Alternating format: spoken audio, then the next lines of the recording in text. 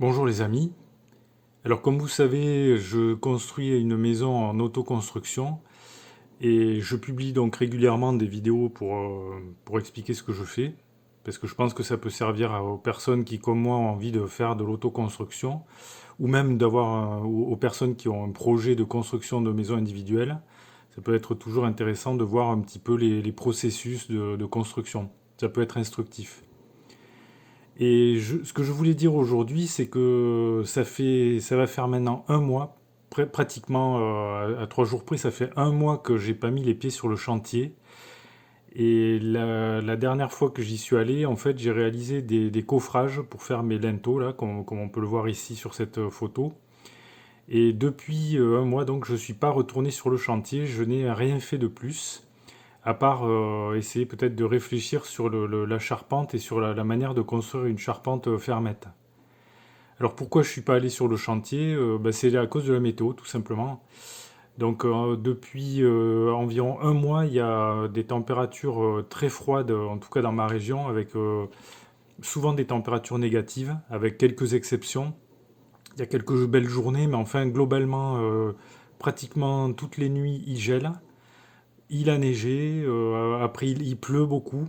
Donc voilà, le résultat, bilan final, c'est que je suis embêté par rapport à mon chantier. Je vois bien que la saison ne se prête pas du tout à faire des travaux de maçonnerie et en particulier du coulage de béton, puisque vous savez que le béton, il faut pas qu'il gèle en fait, sinon c'est pas bon. Il va pas, le béton qui gèle, il va pas être solide. Il faut pas de gelée pour le béton, voilà. Le résultat, depuis un mois, ben, je n'ai rien fait. J'en suis toujours au même point là. Et il y a eu un problème de timing, je pense, dans la construction, un problème de plan d'exécution, euh, puisque je pense que j'ai commencé le chantier trop tard. Trop tard, j'ai commencé, je pense que c'était fin juillet, et c'était beaucoup trop, une période trop avancée dans la saison. Et résultat des courses, j'avais planifié, j'avais imaginé que je pourrais terminer le gros œuvre et la charpente et la couverture, faire la mise hors d'eau, hors d'air avant l'hiver, mais bon, c'est pas possible en réalité. Voilà, donc les leçons de cette, de ce plan-là qui a pas bien réussi, c'est que j'ai sous-estimé la météo. La météo, c'est un élément capital quand on travaille en extérieur comme ça. On peut pas, on est très dépendant de la météo. On est dépendant de la longueur des journées, puisque là, les jours maintenant, ils sont très très courts, donc on peut pas travailler aussi longtemps qu'en plein été.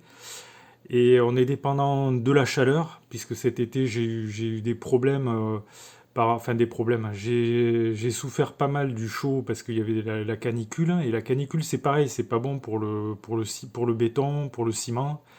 Ça, c'est pas terrible. Il vaut mieux un climat tempéré pour faire de la maçonnerie.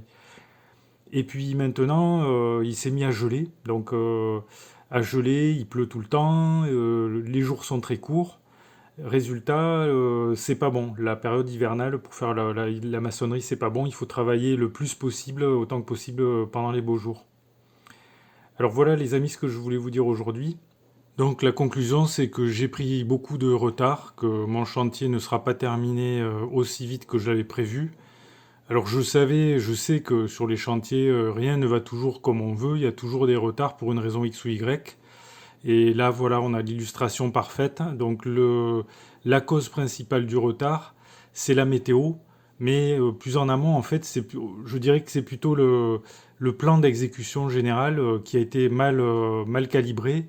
Et je pense que j'ai sous-estimé le temps de travail pour changer. C'est souvent le cas. Et j'ai sous-estimé le temps de travail de beaucoup.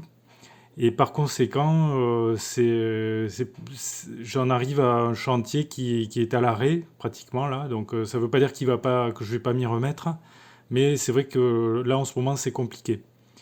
Donc voilà les amis. Donc si ça vous intéresse, ben, vous pouvez vous abonner, comme ça vous aurez des actualités sur l'évolution de mon chantier, sur la manière dont je vais pouvoir m'en sortir. Et si la vidéo vous a intéressé, vous pouvez cliquer sur le pouce j'aime et vous pouvez également laisser des commentaires sous la vidéo si vous en avez.